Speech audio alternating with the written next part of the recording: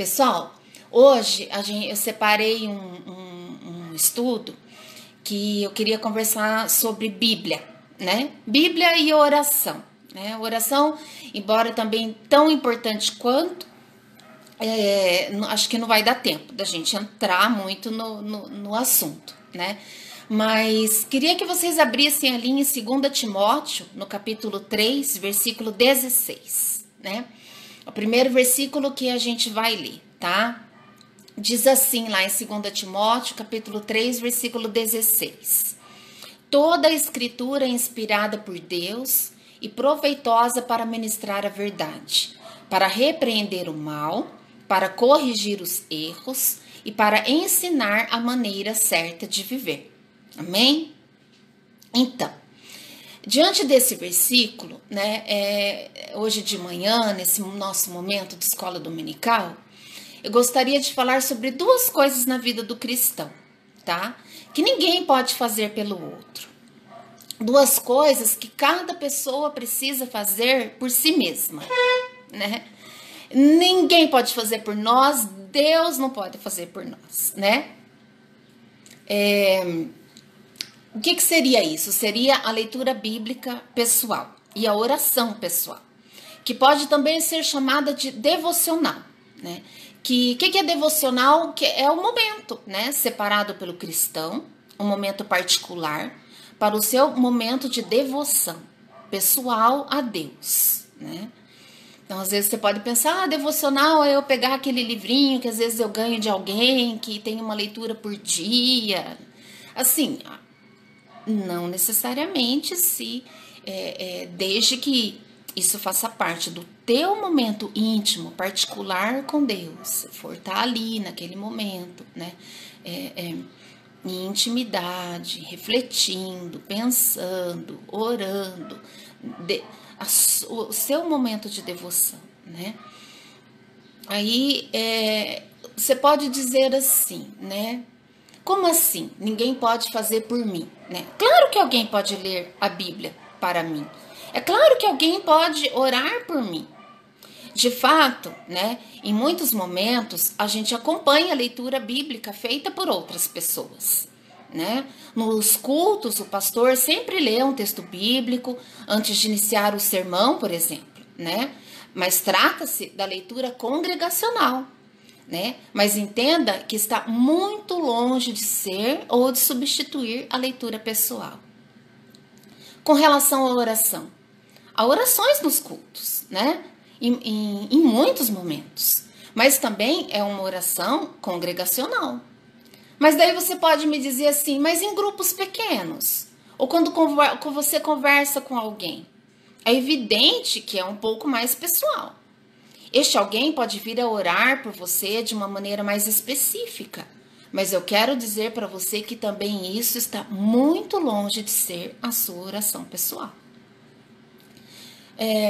Para os cristãos, né, assim, explicando um pouco o que é a Bíblia, né? A Bíblia é um conjunto, né, uma coletânea de livros. Tem o Pentateuco, que são os 5 primeiros livros do Velho Testamento, os livros históricos, os poéticos, os dos profetas, dos evangelhos, dos Atos dos Apóstolos, das cartas às igrejas, escrito por vários autores. Temos em torno de 40 autores, né, na Bíblia, mas com o diferencial de serem considerados inspirados por Deus.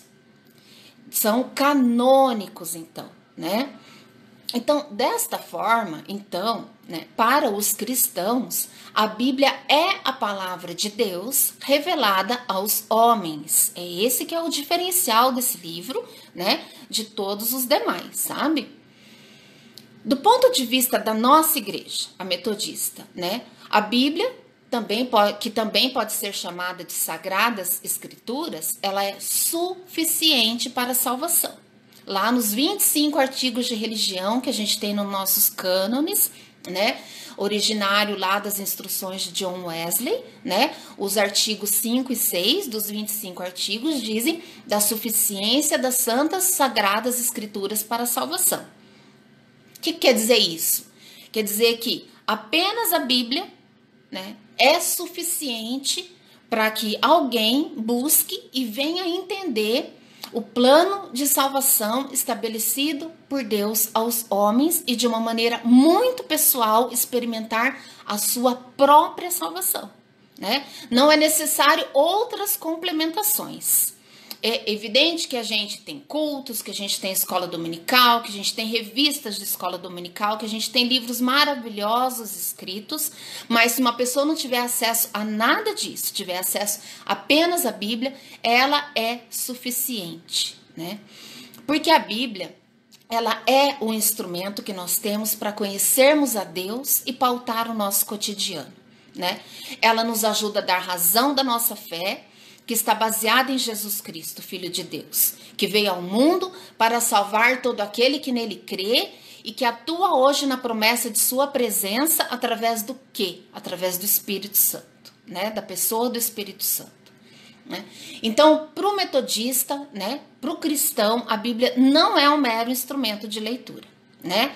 É uma forma de levar homens e mulheres a um encontro pessoal com Deus. A sua importância maior vem pelo fato dela ser a palavra de Deus, tá? Nela nós encontramos os ensinamentos necessários para conhecermos melhor a vontade, melhor a Deus e melhor a vontade de Deus, né?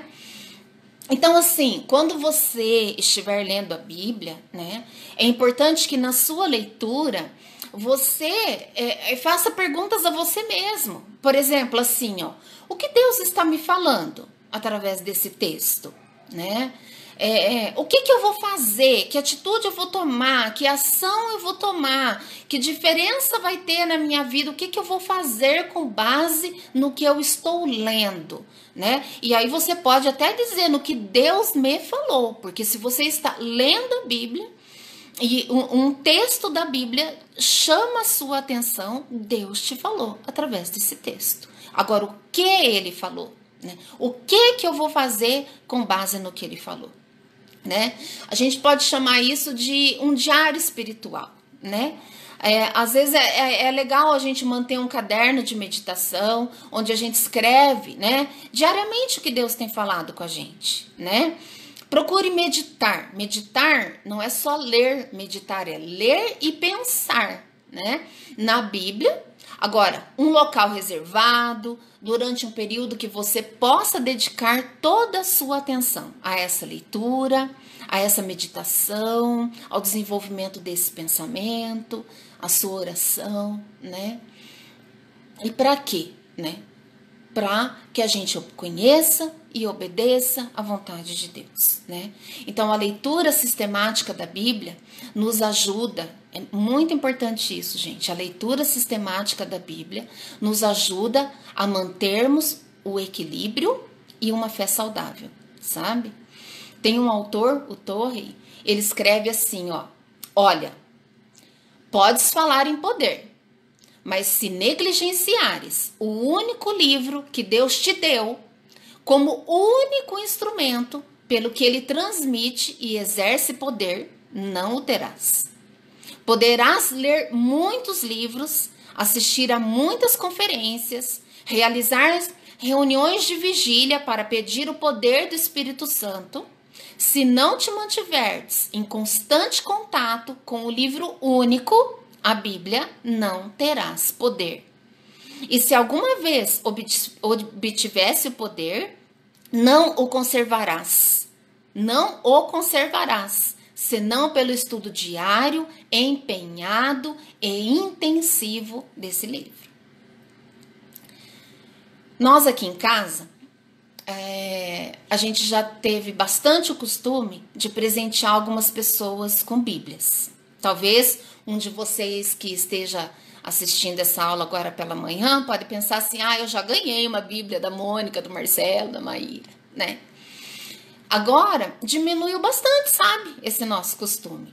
Hoje a gente ensina uma pessoa, né, que a gente está discipulando, por exemplo, a baixar a Bíblia no celular, né? Eu mesma estou usando muito a Bíblia, né, no computador, no celular. E até esses dias eu falei para a Má, eu falei assim: acho que eu vou voltar para a Bíblia de papel, sabe? Tem uma diferença. Não por ser celular, não tô falando nada disso, sabe? Mas às vezes você rabisca, você anota, você sublinha, você coloca uma data ali, sabe? Não que a gente também não possa pôr essas anotações, né, no aplicativo. Mas essa era uma coisa muito importante para nós, né? Por quê? Porque refletia o nosso desejo de que a pessoa lesse a Bíblia. A gente comprava a Bíblia de estudo, mandávamos personalizar, colocar o nome da pessoa na capa da Bíblia, né? Normalmente colocávamos uma dedicatória com o seguinte versículo: tendo por certo isto mesmo, que aquele que em vós começou a boa obra em você, ele mesmo a aperfeiçoará até o dia de Cristo Jesus. Filipenses 1:6. Né? A gente colocava esse versículo como dedicatória porque era a nossa expectativa, né? Ao dar o presente, era que a pessoa desenvolvesse o hábito da leitura bíblica, o que a gente não podia fazer por ela, né?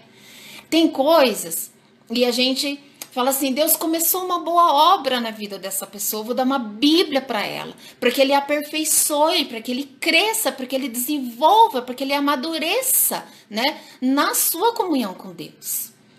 Então tem coisas, né, que a gente vê que uma pessoa querida precisa e a gente faz por ela, né? Damos um jeito. Por exemplo, a comida, né? Para evitar que um filho, por exemplo, só coma porcaria, né? A gente procura ter alimentos saudáveis em casa e não somente isso, né? Mas a gente prepara a refeição. A gente espera o filho chegar. Tá grandão lá, já sabe se virar, já sabe cozinhar, mas a gente cuida. A gente espera com o lanche pronto, com a janta pronta, com o almoço pronto. E dá um jeito de fazer a comida saudável de forma que coma melhor. Mas comer pela pessoa, isso já não é possível, né?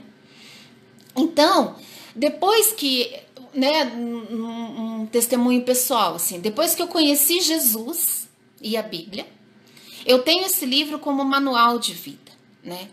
Era outra coisa que a gente costumava colocar nas dedicatórias das Bíblias que a gente presenteava. Realmente é possível encontrar nas Escrituras orientações para todas as questões da vida. Isso que eu queria ensinar hoje, sabe? Terrena, eterna, coisas do cotidiano, sabe? Tudo tá lá na Bíblia. Todas as orientações para todas as questões da vida. Você pode dizer assim para mim: todas as questões da vida? Sim, todas as questões da vida, né? Foi o versículo que nós lemos para começar, né, esse momento de estudo, que diz lá em 2 Timóteo, capítulo 3, versículo 16: toda escritura inspirada por Deus, proveitosa para ministrar a verdade, para repreender o mal, para corrigir os erros e para ensinar a maneira certa de viver. Então, assim, sempre eu entendi, depois de conhecer Jesus e conhecer a Bíblia, que a Bíblia é um manual de vida, sabe?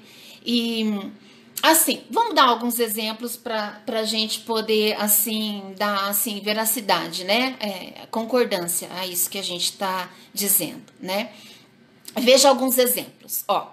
Por exemplo, nessa quarta-feira agora, sabe o Cris e a Dani? Né, que já foram da nossa igreja, depois foram para Londrina, agora mudaram lá para Palmas, né, que são muito amados nossos, né, eles estavam numa live essa semana, né, o pastor Lucas ali, de Rio Bonito, né, que era quem estava conduzindo a live, né, e ele perguntou ao Cris, nessa live: Cris, diga uma coisa aos que estão nos escutando, é possível uma pessoa ter certeza da vida eterna?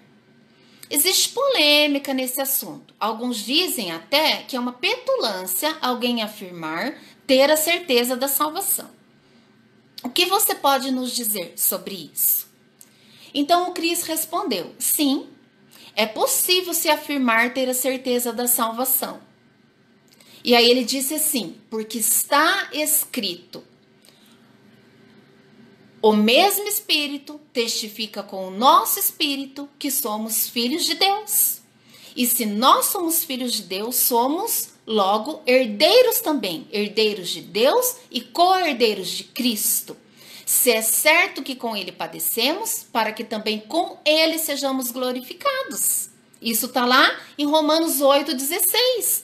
Para responder essa pergunta, o Cris usou o quê? Um versículo bíblico, né? Outro versículo, por exemplo, João 3,36. Por isso, quem crê no Filho tem a vida eterna. A pessoa pode dizer assim, eu tenho certeza da minha salvação, porque eu creio no Filho de Deus enviado, né, que morreu pelos meus pecados e me justificou diante de Deus, e pela graça eu sou salvo. E eu creio nesse Filho. E a palavra me diz em João 3,36, né, que quem crê no Filho tem a vida eterna. Com base nisso, eu respondo que eu tenho certeza de salvação.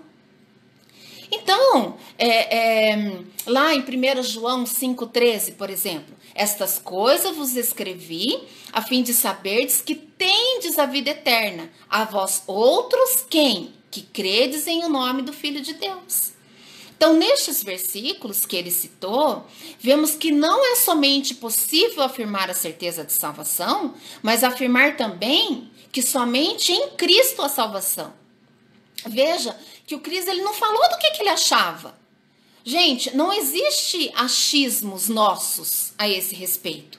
A única maneira de se dar uma resposta correta, né, e adequada é de fato uma citação bíblica. E ele foi muito feliz, né, quando ele respondeu dessa maneira, né? Outra coisa que eu observei também, e que particularmente assim eu gostei bastante, foi a live daquele casal americano, né, que esteve esses dias com o pastor Péricles e a Andre, né? Eles têm lá uma instituição, né, nos Estados Unidos de aconselhamento cristão, né, normalmente para casais, assim, né?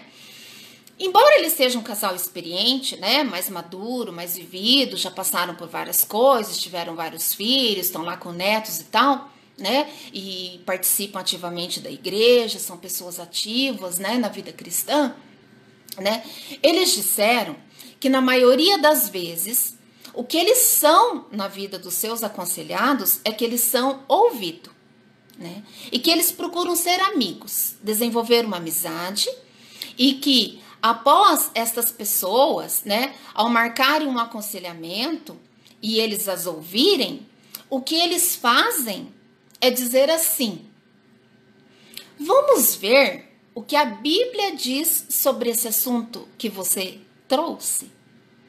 E então eles disseram que juntos eles leem versículos ou leem histórias bíblicas que podem dar direção àquele assunto. Viu como a Bíblia é um manual de vida de fato? Né? Você vai lá no gabinete pastoral, você vai lá numa pessoa que você tem amizade, você conta uma situação, fala, queria que você me aconselhasse, que você me ajudasse a pensar, que você orasse por mim, o que você faz? Você vai lá, pega a sua Bíblia e fala assim, vamos juntos procurar aqui na palavra, né? O que tem sobre esse assunto na Bíblia? E aí vocês leem juntos, discutem juntos, pensam juntos, orem a respeito, né? Quem vai fazer de fato o aconselhamento é o próprio Deus, né? Através da leitura da palavra dele. Por exemplo, vamos dar alguns exemplos assim práticos, né? Para você assim realmente entender que todos os assuntos podem assim ser tirados da Bíblia, sejam assuntos terrenos da nossa vida aqui, da nossa vida cotidiana, sejam assuntos espirituais, sejam assuntos relacionados à vida eterna, né? Por exemplo, trabalho, né? A Bíblia fala alguma coisa sobre trabalho, esse negócio de levantar cedo e trabalhar, né? Passar o dia trabalhando, passar a semana trabalhando, né? Diz muita coisa sobre trabalho. Por exemplo, ali em 1 Timóteo, no capítulo 5, versículo 18, diz assim, ó: não atarás a boca ao boi enquanto debulha, e digno é o trabalhador do seu salário. Aqui estava havendo uma instrução de que é para patrões, né? Para patrões, dizendo assim: por acaso a hora que o boi tá debulhando, você serra a boca dele? Agora sim, o teu funcionário tá trabalhando. Ele tem direito ao salário dele, a um salário digno, né? Tá falando para patrão, por exemplo, né? Ali em 2 Tessalonicenses, por exemplo, no capítulo 3, anota aí os versículos 8, 10 e 11, diz assim, ó: porque quando ainda estávamos convosco, vos mandamos isto, que se alguém não quiser trabalhar, não coma também. Nem de graça comemos pão de homem algum, mas com trabalho e fadiga, trabalhando noite e dia, para não sermos pesados a nenhum de vós. E o 11, porquanto ouvimos que alguns entre vocês andam desordenadamente, não trabalhando, antes fazendo coisas vãs. Olha, gente, que texto bacana para conversar sobre alguém que não tá muito afim de trabalhar e tá afim, assim, de ficar meio na fiuza dos outros, como se diz, né? Ele tá falando assim, olha, nós que viemos aqui, estamos ministrando, né? Aqui é apóstolo Paulo, e quando ele ia para suas missões, ele ficava tecendo redes para ele vender, sabe? Ele queria ser o menos pesado, né? Para a igreja, para levantamento de ofertas, para bancarem o sustento dele. Então ele dava uma se virada também, sabe? Embora ele tivesse o direito, né?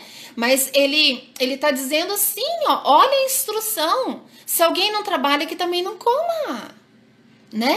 Ele tá dizendo assim que eu tá sabendo, né, de pessoas que estão vivendo desordenadamente, né? Fazendo coisas vãs, né? Gastando tempo com preguiça, né? E não trabalhando, né? Dependendo de outros, podendo ajudar, podendo cooperar, podendo dividir a carga, né? Olha que instrução bacana sobre essa questão do trabalho, né? Ali em Provérbios, no capítulo 10, o versículo 4 e 5 diz assim, ó: o que trabalha com a mão displicente, ele empobrece, mas a mão do diligente enriquece. O que ajunta no verão é um filho ajuizado, mas o que dorme na cega é filho que envergonha, né? Lá em Provérbios também, no capítulo 6, versículo do 6 ao 11, diz assim: vai ter com a formiga preguiçoso, considere seus caminhos e seja sábio, que, não tendo capitão, supervisor ou governante, fornece suprimentos no verão e reúne sua comida na colheita. Quanto tempo você vai dormir, preguiçoso?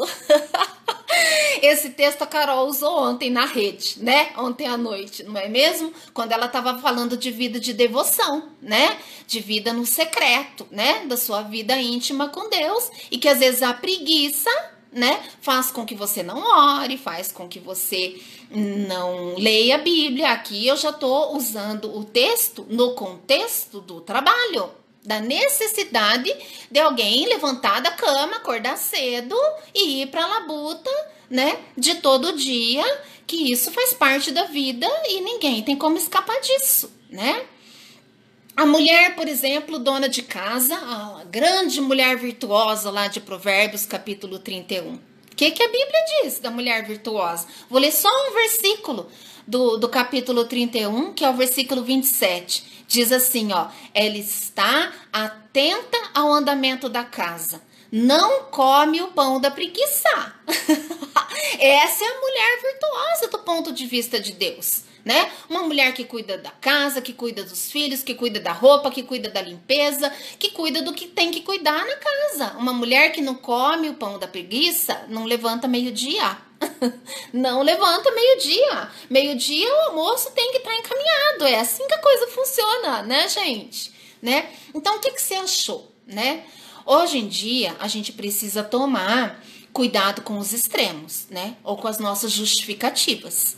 Com essa questão do trabalho, por exemplo, tem gente que espiritualiza essa questão e se apoia em algumas coisas assim, que a prioridade é Deus, né? Que que do outro a prioridade é só dinheiro, né? Porque só trabalha, né? Gente, se não tem o que trabalha duro, não tem aquele que pode sustentar a obra. Comprar as coisas que a gente precisa na igreja, por exemplo, né? Tem aquele que serve a Deus com o seu trabalho. E do seu trabalho retira sua oferta, o seu dízimo e sustenta a obra, sabe? E ele não pode ser acusado de ser um trabalhador, né? Tem aquele que dá bom exemplo em casa e no trabalho, que não dá bom exemplo e vive à custa do outro, né? Então, assim, a gente precisa, assim, usar a palavra de Deus, ler a Bíblia e tirar as nossas orientações dali, né? E entender todas as questões nesse nosso manual maravilhoso, né, escrito por Deus, que é a palavra de Deus, né?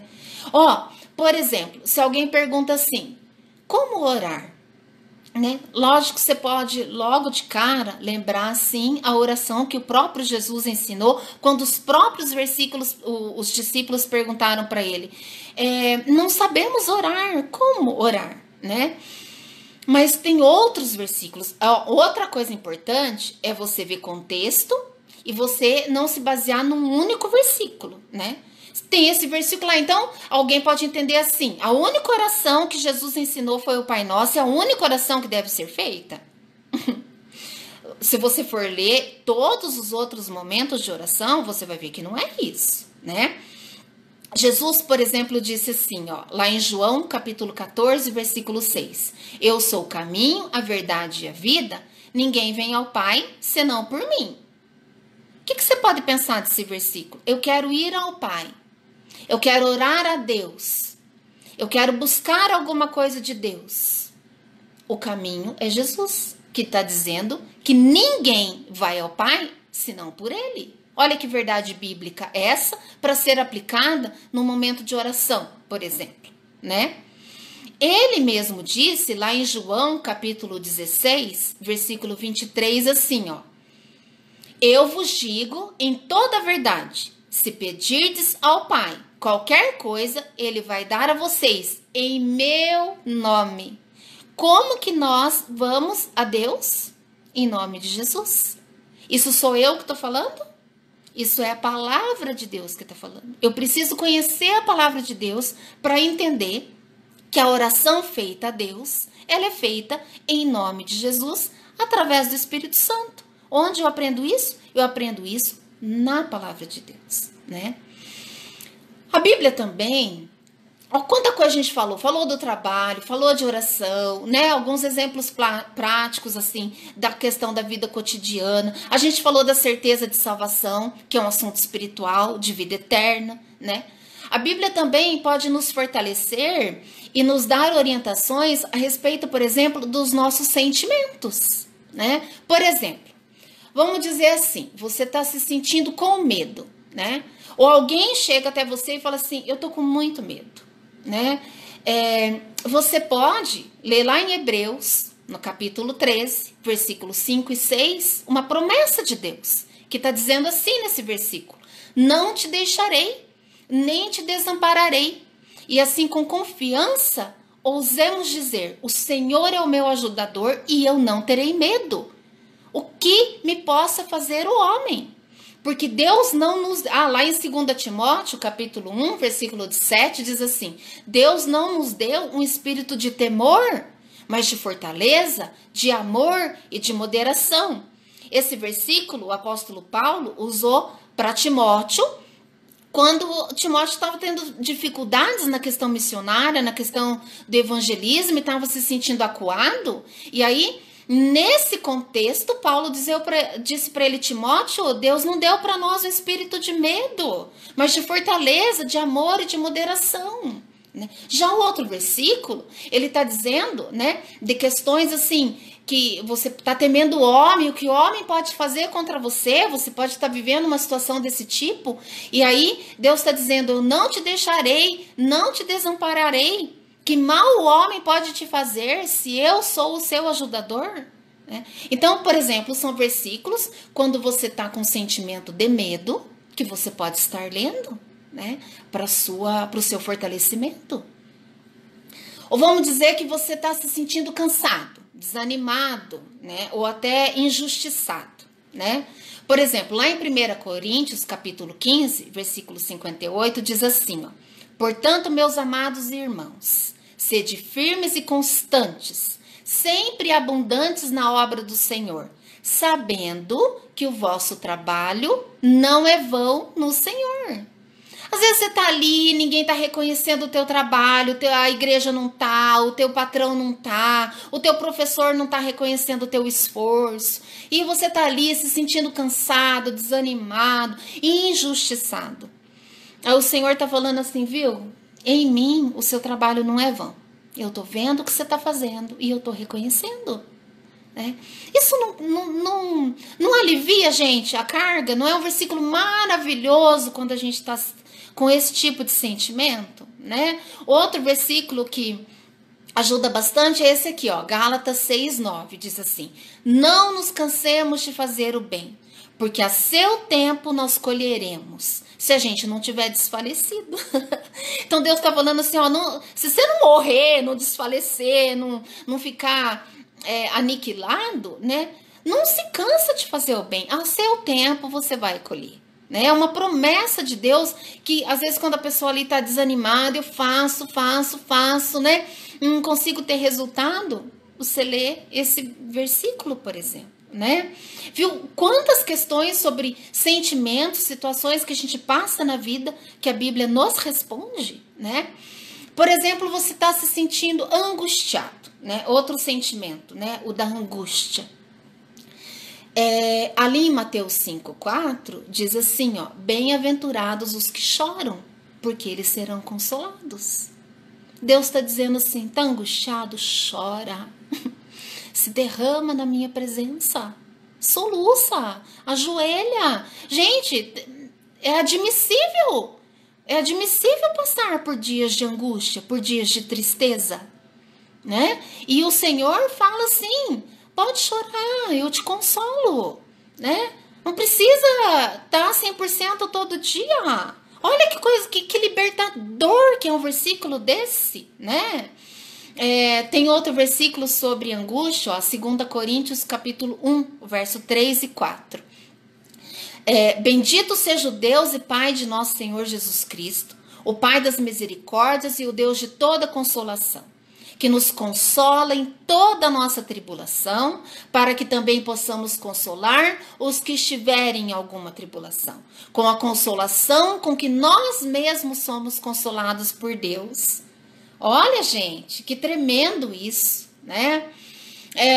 Outros exemplos, né? Falamos de questão espiritual, de questão de vida eterna, falamos de questão do nosso cotidiano, de trabalho, falamos dos nossos sentimentos. Olha como a Bíblia responde todas as questões, gente. Não tá assim, a gente não tá provando isso, né? Através da Bíblia. Vamos dizer a questão de relacionamento. Tem relacionamento na Bíblia, né? Um outro assunto, esse assunto, por exemplo, de relacionamento. Vamos supor que você está passando por uma situação de desentendimento com alguém, né? Lá no 4, né? O versículo 26, ele diz assim, ó: irai-vos, é admissível que você fique bravo, mas não peque. Não se ponha o sol sobre a vossa ira. A questão não é você irar e ficar bravo. A questão é você não resolver as coisas. É você deixar o sol se pôr sobre a vossa ira. Isso virá um rancor, isso virá uma vingança, isso virá um problema na sua vida. Uma situação não resolvida de relacionamento, de desentendimento, né? Lá em Amós, no capítulo 3, versículo 3, né? Diz assim, ó: porventura andarão dois juntos, se não estiverem em acordo? Gente, quanta coisa A gente precisa, nos nossos relacionamentos, eu tenho que conversar com os meus irmãos sobre algumas questões da nossa família, eu tenho que conversar com o Marcelo sobre algumas questões nossas, da casa, do trabalho, da nossa vida pessoal, da nossa vida conjugal, da nossa vida com Deus. Eu tenho que conversar com a minha filha, eu preciso. Como que nós vamos andar juntas se não houver entre nós acordo? Né? Então é necessário essa comunhão, esse entendimento, esse relacionamento. A Bíblia está validando essa necessidade, né? Então, assim, gente, a Bíblia está recheada de textos, de histórias, de questões familiares, de questões com amigos, com inimigos, que se trata da questão de relacionamentos, né? Então falamos também de relacionamentos. Pecado, outro assunto que tem muito na Bíblia, né? Jesus precisou morrer, né? Por causa deles. O assunto sério, né? E aí nós somos salvos, temos a certeza da salvação, e é pela graça, não somos perfeitos, então tá tudo muito bom. Não mesmo.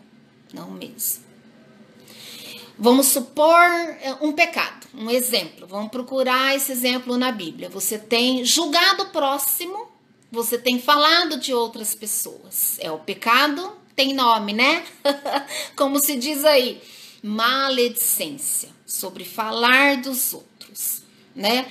Quando alguém até fala pra gente, a gente se defende, se justifica, fala que tá falando pra que a gente possa orar sobre aquele assunto. Mas, sozinho, lá no seu íntimo, procura pecado, procura sobre maledicência. Você vai ficar envergonhado, envergonhada. Você vai se sentir achatada como aquela cobra naja, sabe? O efeito da palavra de Deus em nós, né? Porque é muito importante que a gente se sinta assim, envergonhado e se sinta achatado. Precisamos nos sentir assim, né? Porque a palavra de Deus deve nos levar a um arrependimento e, além do arrependimento, uma mudança de atitude.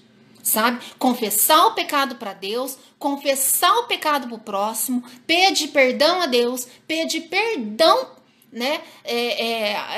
Para quem a gente acusou, julgou e foi maledicente, e mudar de atitude, parar de fazer, né? Então, gente, são assim essas questões assim que coisa boa, né? Saber que a gente tem um manual deixado pelo próprio Deus a nós, né? Então, assim, diante de todas essas coisas, não vou assim dar mais muitos exemplos, né? Mas, assim, algumas dicas para sua leitura ser mais eficaz, né? E produtiva na sua vida pessoal. Né? Não é nem assim pensando, eu vou ser um pregador, eu vou ser um professor de escola dominical, eu vou preparar uma palavra, uma devocional para alguém. Você, tá? Anote, sublinhe à medida que Deus fala com você, né? Através da sua palavra. Faz um esboço do que você leu, são coisas que ajudam. Você está lendo um capítulo, por exemplo, né? Qual que é o versículo-chave? Qual que é o assunto principal? Qual que é a lição que está querendo ser ensinada através desse capítulo? Quais que são os personagens envolvidos? Que tipo de pessoas elas são? Né? O que esse capítulo me ensina sobre Deus, sobre Filho e sobre o Espírito Santo? Né? O que esse texto que eu li, que exemplo que tem nesse texto que é para eu seguir? Ou que exemplo que tem nesse texto que eu devo evitar? Ou que exemplo que tem nesse texto que me motiva a servir uma tarefa para eu executar? Ou tem alguma promessa para mim nesse texto que eu li? Esse texto me direciona a uma oração que eu preciso fazer? Né? Gente, é muito gostoso, né? Às vezes, quando a gente convive com criança e a gente vai vendo o desenvolvimento dela, né? Quando ela aprende a comer sozinha, né? No começo é meio bagunçado, ela se suja um monte, né? Um dia ou outro a gente tem tido a oportunidade de estar com a Mary, né? Ontem mesmo a Má comprou uma mamadeira nova para ela. E a gente pega, Mary, mama sozinha, Mary. Segura você, né? E aí cai a mamadeira e mama um pouquinho e daí derruba, né? Mas quando a criança aprende a se alimentar sozinha, é um grande dia, né? É um grande dia. Do mesmo modo, quando o cristão ele forma o hábito de procurar diariamente as fontes originais de verdade espiritual, né, para sua alimentação pessoal, é um grande dia. Por quê? Porque ele passa a viver uma vida nova. Quem disse isso foi Thompson. Sabe aquela Bíblia Thompson? Tem a Shedd, tem a Thompson, tem agora John Wesley, né? Mas eu, por exemplo, tenho uma Bíblia Thompson e o Thompson diz isso, né? Que grande dia é esse dia, né? Porque a pessoa passa a viver uma vida nova, né? Sabe, gente, falar uma coisa pra vocês. Eu não tenho assistido tantas lives, sabe? Nesse período aí que a gente tá, né? Eu tenho acompanhado as da nossa igreja, né? As da quarta, às vezes as de sábado, nosso domingo de manhã, domingo de noite, né? Às vezes eu vejo alguma coisa do bispo, do pastor Fábio, do pastor Vladimir, que já foram nossos pastores também, né? Mas eu acompanho mesmo a nossa igreja, né? Até porque eu não chego a estar de quarentena, assim, como alguns. Estou trabalhando bastante e a Janete não tá vindo tanto em casa como era antes, então tô tendo que fazer algumas coisas em casa que eu nem fazia, né? Então não é tanto tempo assim para tanta coisa, né? Eu gosto de ler livros, né? A gente sempre procura dar ali para as crianças da NEA, né? E um dia no aniversário das meninas eu falei para elas assim: vocês vão me conhecer como a tia do livro, né? Porque eu gosto de ler livros, né? Assistir, né? As lives, claro que gosto de assistir os cultos e tal, né? Mas gente, eu acho mais importante o momento devocional individual. Não sempre a reflexão que a outra pessoa está fazendo de uma leitura bíblica, mas a minha leitura, o que eu vou refletir, o que eu vou pensar, né? O que eu vou orar. Essa coisa do secreto, né? Tá saindo às vezes bastante pregação, esse assunto do secreto. A Carol ontem falou, né? No teu quarto, em secreto, com o teu pai. Gente, isso é uma coisa antiga. Ela está sendo resgatada, tem pregações sobre o secreto, música sobre o secreto, que parece que é uma coisa nova que alguém descobriu. Não é? É uma coisa de todo sempre. Né? E é uma coisa que tem que fazer parte da nossa vida quando a gente conhece Jesus, né?